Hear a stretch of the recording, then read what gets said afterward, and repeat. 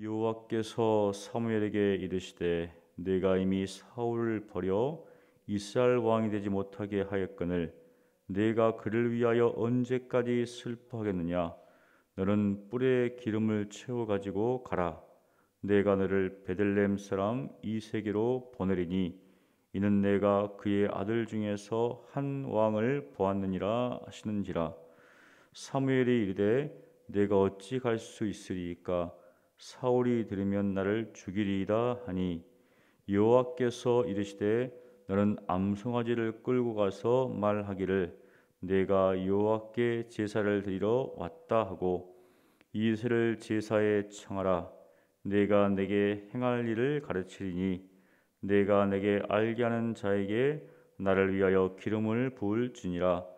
사무엘이 여호와의 말씀대로 행하여 베들레헴에 이르매 성읍 장로들이 떨며 그를 영접하여 이르되 평강을 위하여 오시나이까. 이르되 평강을 위함이니라.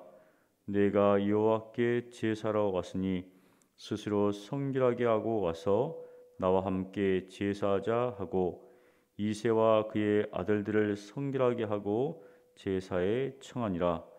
그들이 오매 사무엘이 엘리압을 보고 마음에 이르기를 여호와의 기름 부으실 자가 과연 주님 앞에 있도다 하였더니 여호와께서 사무엘에게 이르시되 그의 용모와 키를 보지 말라. 내가 이미 그를 버렸노라. 내가 보는 것은 사람과 같지 아니하니 사람은 외모를 보거니와 나 여호와는 중심을 보느니라 하시더라. 이새가 아비나답을 불러 사무엘 앞을 지나가게 하매 사무엘이 이르되 이도 여호와께서 택하지 아니하셨느니라 하니 이새가 산마로 지나가게 하매 사무엘이 이르되 이도 여호와께서 택하지 아니하셨느니라 하니라. 이새가 그의 아들 일곱을 다 사무엘 앞으로 지나가게 하나 사무엘이 이새에게 이르되 여호와께서 이들을 택하지 아니하셨느니라 하고 또 사무엘이 이새에게 이르되 네 아들들이 다 여기 있느냐. 이새가 이르되 아직 막내가 남았는데 그는 양을 지키나이다. 사무엘이 이새에게 이르되 사람을 보내어 그를 데려오라. 그가 여기 오기까지는 우리가 식사 자리에 앉지 아니하겠노라. 이에 사람을 보내어 그를 데려오매 그의 빛이 붉고 눈이 빼어나고 얼굴이 아름답더라. 여호와께서 이르시되 이가 그니 일어나 기름을 부으라 하시는지라. 사무엘이 기름 뿔병을 가져다가 그의 형제 중에서 그에게 부었더니 이날 이후로 다윗이 여호와의 영에게 크게 감동되니라. 사무엘이 떠나서 라마로 가니라. 여호와의 영이 사울에게서 떠나고 여호와께서 부르시는 악령이 그를 번뇌하게 한지라. 사울의 신하들이 그에게 이르되 보소서 하나님께서 부르시는 악령이 왕을 번뇌하게 하온즉 원하건대 우리 주께서는 당신 앞에서 모시는 신하들에게 명령하여 수금을 잘 타는 사람을 구하게 하소서. 하나님께서 부르시는 악령이 왕에게 이를 때 그가 손으로 타면 왕이 나으시리라 하는지라. 사울이 신하에게 이르되 나를 위하여 잘 타는 사람을 구하여 내게로 데려오라 하니 소년 중 한 사람이 대답하여 이르되 내가 베들레헴 사람 이새의 아들을 본즉 수금을 탈 줄 알고 용기와 무용과 구변이 있는 준수한 자라. 여호와께서 그와 함께 계시더이다 하더라. 사울이 이에 전령들을 이새에게 보내어 이르되 양치는 내 아들 다윗을 내게로 보내라 하매 이새가 떡과 한 거적 부대의 포도주와 염소 새끼를 나귀에 실리고 그의 아들 다윗을 시켜 사울에게 보내니 다윗이 사울에게 이르러 그 앞에 모셔서매 사울이 그를 크게 사랑하여 자기의 무기를 든 자로 삼고 또 사울이 이새에게 사람을 보내어 이르되 원하건대 다윗을 내 앞에 모셔서게 하라. 그가 내게 은총을 얻었느니라 하니라. 하나님께서 부리시는 악령이 사울에게 이를 때 다윗이 수금을 들고 와서 손으로 탄즉 사울이 상쾌하여 낫고 악령이 그에게서 떠나더라. 아멘. 하나님께서 사무엘을 버렸습니다. 이것이 사무엘의 마음을 슬프게 했습니다. 하나님께서 기름 부어 세운 왕 사울이 두 번에 걸쳐 하나님의 말씀을 어겼을 때, 그리고 하나님께서 그를 버리셨다고 사무엘에게 말씀하셨을 때, 인간적으로 아마 사울을 상했던 것 같습니다. 그래서 그를 위해서 슬퍼하고 있습니다. 슬픔. 참 이런 감정을 사실은 사무엘이 속이지를 못하고 있으니까 하나님께서 언제까지 사울을 위해서 슬퍼하겠느냐, 사울을 위해서 슬퍼하겠는가. 우리의 마음 가운데도 누구를 사랑하고 또 그 사람이 어렵고 힘든 상황 가운데 있으면 슬퍼합니다. 사무엘이 사울을 위하여 슬퍼한 것처럼 슬퍼합니다. 그런데 이것은 개인적인 어떤 감정일 수도 있겠지만, 사실 사무엘은 하나님의 일을 감당하는 사람이기 때문에 하나님께서 언제까지 바로 그 감정에 쌓여서 슬퍼하고 있겠는가. 하나님께서 만일 사울을 돌이키사 다시 어떤 왕으로서의 어떤 것들을 회복시키려고 한다면 다르겠지만 이미 버렸다는 겁니다. 그것을 사무엘도 아니까 이렇게 슬퍼하고 있는 거예요. 그래서 하나님께서 그런 슬픔 가운데 빠져있지 말고 나를 위해서 한 왕을 세우라고 이야기합니다. 한 왕을. 그러니까 사무엘이 두려워합니다. 이제 참 슬픔, 사울을 위해서 슬퍼하다가 하나님께서 기름을 부어서 왕을 세우라 이렇게 명령하시니까 또 두려움. 사무엘 나이가 많죠. 머리도 지금 하얗고 누구를 두려워할 나이가 아니지만 또 사무엘이 영적 지도자로서 이스라엘에서 누구를 두려워하겠습니까? 그런데 왕이 세워지고 나서는 이제 바뀌었어요. 분위기가. 무엇인가 분사력을 가지고 있는 사울. 아마 사울이 조금 뒤에 보면 알겠지만 굉장히 집요하게 다윗을 쫓아다니고 또 자신의 왕권을 위협하는 세력들에 대해서는 굉장히 단호하게 대처를 합니다. 당연히 이제 사무엘 입장에서는 자신의 행보가 사울에게 알려진다면 이것은 그냥 넘어갈 문제가 아니라는 거죠. 그래서 두려움 가운데 이제 하나님께 이야기하니까 하나님께서 그러면은 제사를 드리러 간다고 하라 이렇게 말씀하세요. 제사를. 근본적인 것은 이새의 아들 중에 한 왕을 보았기 때문에 그에게 기름을 붓는 거지만 그렇게 가게 되면 문제가 생기니까 그거는 이제 이면적인 동기고 표면적으로는 그냥 제사를 지내러 간다고. 그래서 사무엘이 베들레헴으로 향합니다. 그런데 베들레헴에 왔을 때 그 성읍 장로들이 두려워합니다. 두려워해요. 사무엘이 왔을 때는 반겨야 되는데 맞잖아요. 두려워합니다. 정책으로 볼 때 그들도 어느 정도 느낀다 이거죠. 그래서 묻죠. 이제 떨며 그를 영접하이르되 평강을 위하여 오십니까? 그러면서 평강을 위해서 온다 하면서 이제 본인이 온 목적을 이야기합니다. 내가 여호와께 제사를 드리러 왔다. 그러면서 이새와 그의 아들들을 청하죠. 참 겉으로 드러나는 것은 제사를 드리러 온 거지만 사실 실상은 서로가 뭔가를 좀 알고 있다는 그런 느낌들이 드러납니다. 이게.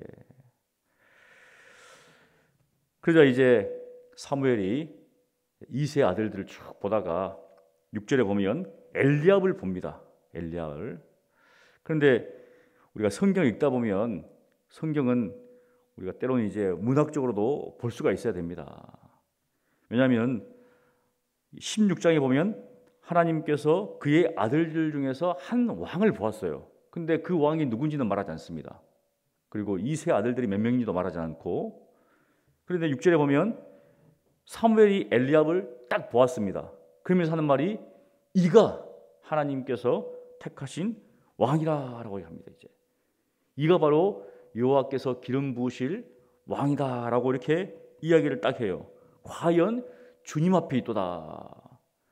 사무엘이 영적으로 볼 때는 하나님과 함께 했던 사람이고, 그리고 분명히 그가 영적인 어떤 통찰력이 분명히 있죠. 그러면서 엘리압을 보자마자 바로 이가 바로 하나님께서 세우실 새로운 왕이다라고 이야기를 딱 했습니다.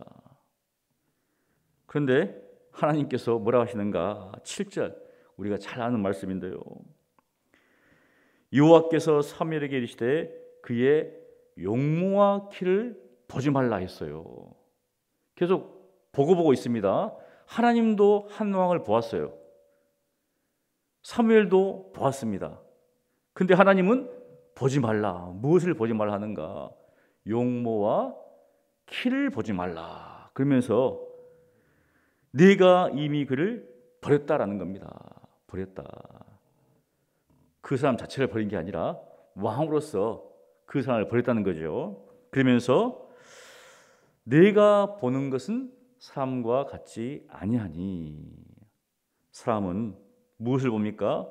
외모를 보거니와 나는 중심을 보느니라.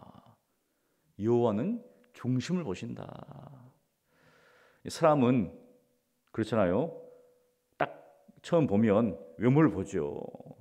중심을 보면 얼마나 좋겠어요. 그러면 사기 당할 사람도 없고 사기를 칠 사람도 없습니다.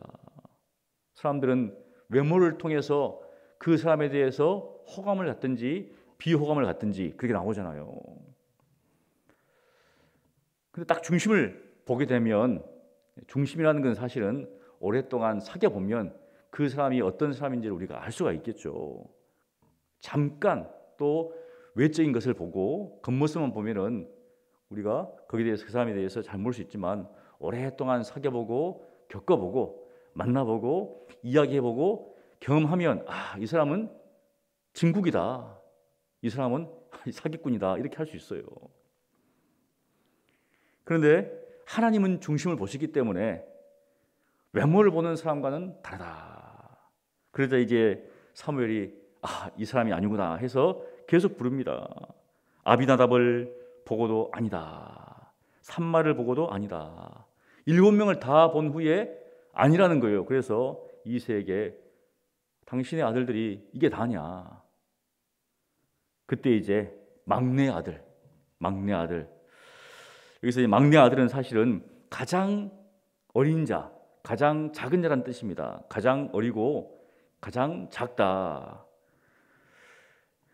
그래서 이제 그를 불러오게 하는데 딱 보니까 분명히 하나님은 외모를 보지 않는다고 했는데, 이 외모를 보십시오. 12절에 이에 사람을 보내어 그를 데려오매 그의 빛이 붉고, 여기 이제 머리카락이 좀 붉은색이다라는 겁니다.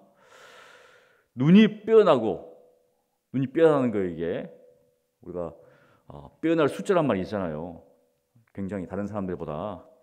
그런 것처럼 눈을 볼 때는 굉장히 총기가 있고 그런 어떤 사람이라는 거죠. 또 얼굴이 아름답더라. 분명히 하나님께서 용모와 신장, 용모와 키를 보지 말라고 했는데 용모가 뛰어납니다. 잘생겼다는 거예요, 지금 외모가. 그리고 여호와께서 이가 그니 일어나 기름을 부으라고 하십니다. 분명히 앞에서는 용모와 키를 보지 말라고 했는데 여기서는 보니까 외적으로도 다윗이 사울에 비해서 떨어지지 않습니다.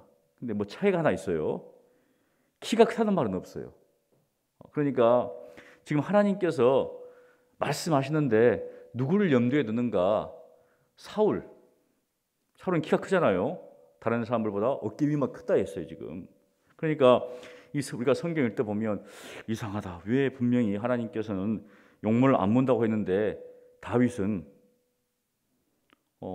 용모에 비해서 용모가 준수한 사람이었습니다. 뒤에도 보면 알겠지만 형편없는 사람이 아니었다는 거예요.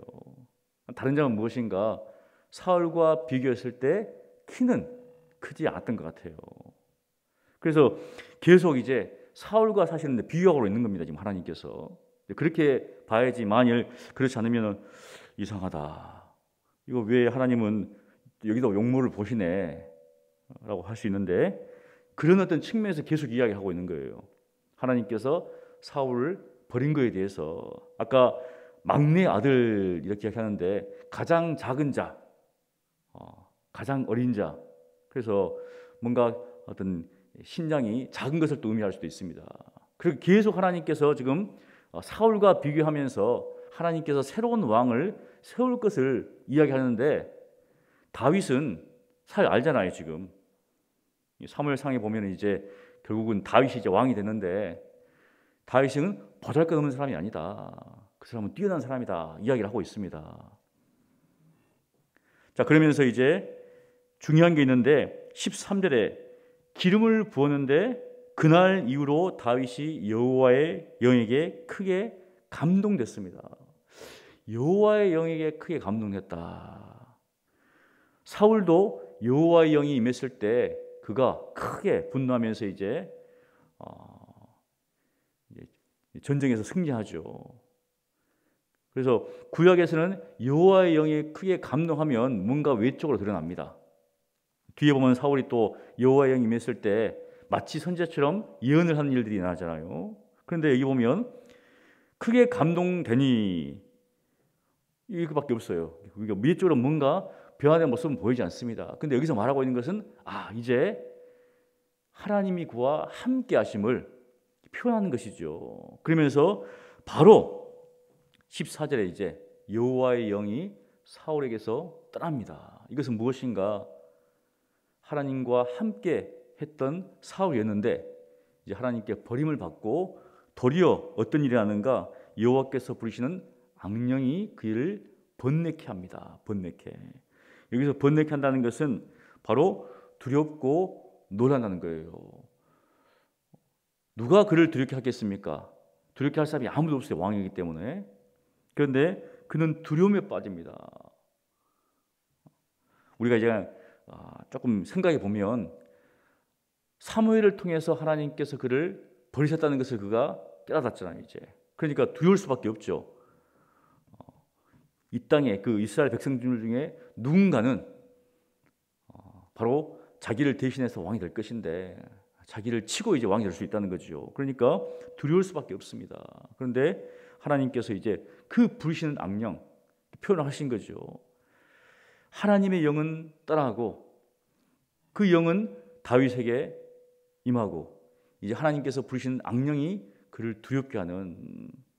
우리가 앞에 봤을 때 사무엘과 또 베들레헴의 장로들은 사실은 사울을 염두에 두고 두려움에 빠집니다. 그런데 하나님께서 다윗에게 기름을 부은 후에는 도리어 사울이 두려움에 빠져요. 그래서 여기서 이제 번뇌케 한다 이 말을 이제 의학적으로 어떤 사람들은 우울증에 빠졌다, 때로는 뭐 정신적인 착란에 빠졌다 이렇게 이야기도 합니다. 그런데 정신적으로 큰 고통 가운데 빠졌다는 거죠. 그래서 신하들이 그것을 보고 표현이 재밌어요. 하나님께서 부르시는 악령의 왕을 번뇌케 한다. 계속 이런 말을 써요.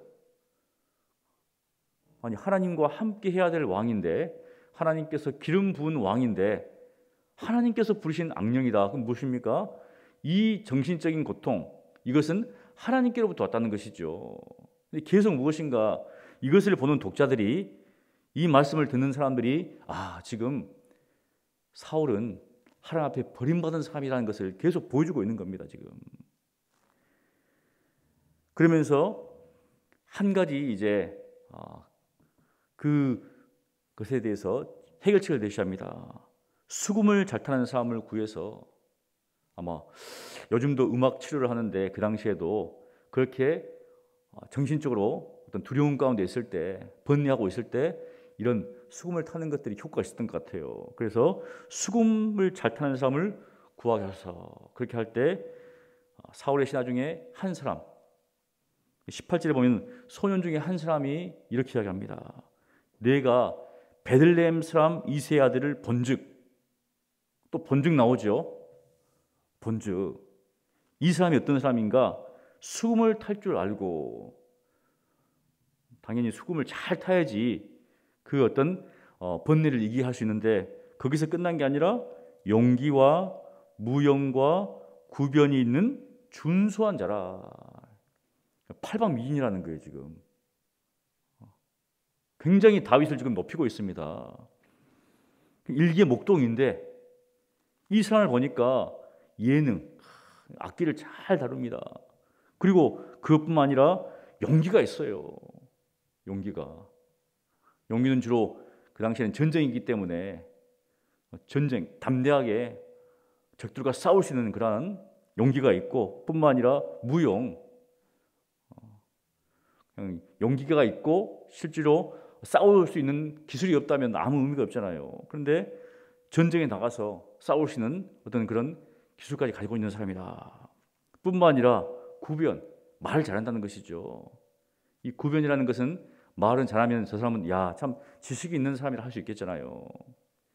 지혜가 있는 사람이다. 뿐만 아니라 준수한 사람이다. 외모를 볼 때도 참 잘생겼다, 이런 사람입니다. 지금 청구하는데 하나가 더 있어요. 여호와께서 그와 함께 계시더이다. 사울은 여호와께서 부르시는 악령이 그를 괴롭히고 있고, 다윗은 여호와께서 그와 함께 하신 사람이다. 그러자 사울이 그를 불러오게 합니다. 그리고 그를 보자마자 이제 이렇게 하죠. 사울이 그를 크게 사랑하여 자기의 무기된 자로 삼고.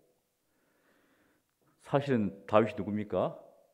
앞으로 왕이 될 사람이에요. 근데 사울은 몰랐어요. 지금 모릅니다. 그래서 그를 사랑하고, 마치 사무엘이 사울을 사랑했던 것처럼, 그를 위해서 온 것처럼 이제는 바뀌었어요. 이제 사울이 왕으로서 사무엘, 다윗을 사랑하면서 그를 자기의 무기된 자로서, 뒤에 보면 완전히 이제 바뀌죠. 이제 그 사랑이 미움이 되고 시기가 되고 질투가 되어서 도리어 무기를 가지고 다윗을 죽이려고 합니다. 그런데 지금 오늘 본문에서는 그를 사랑해서 자기의 무기를 주면서 그를 자기에게 가까이 합니다. 그리고 다윗도 하나님 부르신 악령이 사울을 괴롭게 할 때 수금을 타서 그 번뇌를 이기게 합니다. 참 놀랍죠. 오늘 말씀을 보면서 우리가 몇 가지 정도를 기억할 수 있는데요, 적용할 수 있는데, 사무엘은 사울을 위해서 슬퍼할 수 있습니다. 당연히 개인적으로. 하지만 하나님의 사람이기 때문에 하나님의 일을 위해서 바로 거기에 빠져 있을 수는 없다는 것이죠. 바로 하나님의 일을 위해서 바로 개인적인 슬픔까지도 어떤 개인적인 어떤 일들을 기꺼이 내려놓고 하나님의 일들을 감당할 수 있는 그러한 태도를 보여야 한다는 겁니다. 즉 무엇인가, 우리에게서 개인적인 일보다는 항상 하나님의 일이 우선이다. 우리의 감정이 너무 개인적인 일에 치중하는 것은 어떻습니까? 문제가 된다는 거죠. 항상 하나님의 일, 하나님의 원함이 무엇인가. 그리고 사람들은 외모를 보지만 하나님은 중심을 보신다. 궁극적으로 무엇이냐면, 사실은 외모도 이 세상에서는 중요하죠. 하지만 더 중요한 것은 우리의 중심이라는 겁니다. 이 중심이 어디를 향하고 있는가. 사울도 처음에는 굉장히 겸손하고 나는 왕 되기 싫습니다 했던 사람인데, 가면 갈수록 이상해졌어요. 이 사람이 왕에 집착했다는 거죠. 우리도 마찬가지죠. 괜찮습니다 하는데 이 땅에서 무엇인가를 소유하든지 어떤 자리에 올라가면 그래서 집착할 수 있다는 거죠. 하나님이 주셨는데, 허락하신 건데 이제는 자신이 그것을 잡으려고 하는 그 중심이 하나님보다는 하나님이 주신 것들에 빠지는 이런 것들을 버려야 한다는 것이죠. 그래서 항상 우리의 마음이 무엇을 향하고 있는가, 어디를 향하고 있는가, 하나님을 향해야 된다. 그리고 세 번째로 하나님의 영이 함께하는 것이 얼마나 중요한가. 궁극적으로 다윗에게는 하나님의 영이 임하셨고 사울은 떠났습니다. 이게 결국은 하나님이 함께하시는 것. 우리가 이 땅을 살아갈 때 구약 시대는 이제 성령의 임재하심이 일시적입니다. 한시적이에요. 하지만 신약 시대를 사는 우리에게는 성령이 우리 안에 내주하사 항상 거하십니다. 그런데 중요한 것은 우리가 어떻게 반응하고 있는가, 성령을 따라 살고 있는가, 인도하신 가운데 있는가. 그래서 육신의 생각은 사망이고 영의 생각은 생명과 평안입니다. 평안. 그러니까 우리가 성령을 따라 살아가는, 성령을 따라 사는 사람은 다른 게 아니라 드러나는 것이 무엇이냐면 써져 있어요. 성령을 따라 이게 아니잖아요. 하나님의 말씀, 기도의 자리에 있고 예배의 자리에 있고 찬양의 자리에 있고 섬김의 자리에 있는 사람이잖아요. 그래서 성령의 열매를 드러냅니다. 그것이 그런 것처럼 우리가 성령을 따라 사는 사람이 되어야 한다. 여러분 모두가 정말 하나님께서 기뻐하시는, 하나님을 위해서 성령을 따라 사시기를 간절히 축원합니다. 기도하겠습니다. 거룩하신 하나님 아버지, 하나님께서 사울을 버리시고 이제 새로운 왕 다윗을 세웠습니다. 하지만 여전히 사울은 왕이 되어서 또 자신의 일들을 하고 있는 것들을 바라보게 됩니다. 하나님, 이러한 일련의 과정들을 통하여서 우리가 어떠한 삶을 살아야 될지를 항상 기억하면서 믿음 가운데 하나님을 따라 살아가는 죄를 되게 하여 주시옵소서. 개인적인 감정이나 계획이나 뜻보다 하나님의 뜻과 하나님의 원함이 무엇인지를 또 그것을 위해서 살아가는 죄를 되게 도와 주시옵소서. 사람들은 외모를 봅니다. 겉으로 드러나는 것을 보지만 하나님은 중심을 보시오니 우리의 중심이 항상 하나님을 향할 수 있도록 도와주시고 하나님을 신뢰하고 의지하는 그러한 죄들 되게 하여 주시옵소서. 또한 우리가 이 세상에 썩어지고 없을 것을 따라 살지 않게 도와주시옵시고 오직 성령을 따라 살아가는 저희들 되게 하여 주시옵소서. 하나님께서 함께 하실 줄을 믿습니다. 주여 역사하여 주시옵소서. 예수님 이름으로 기도합니다. 아멘.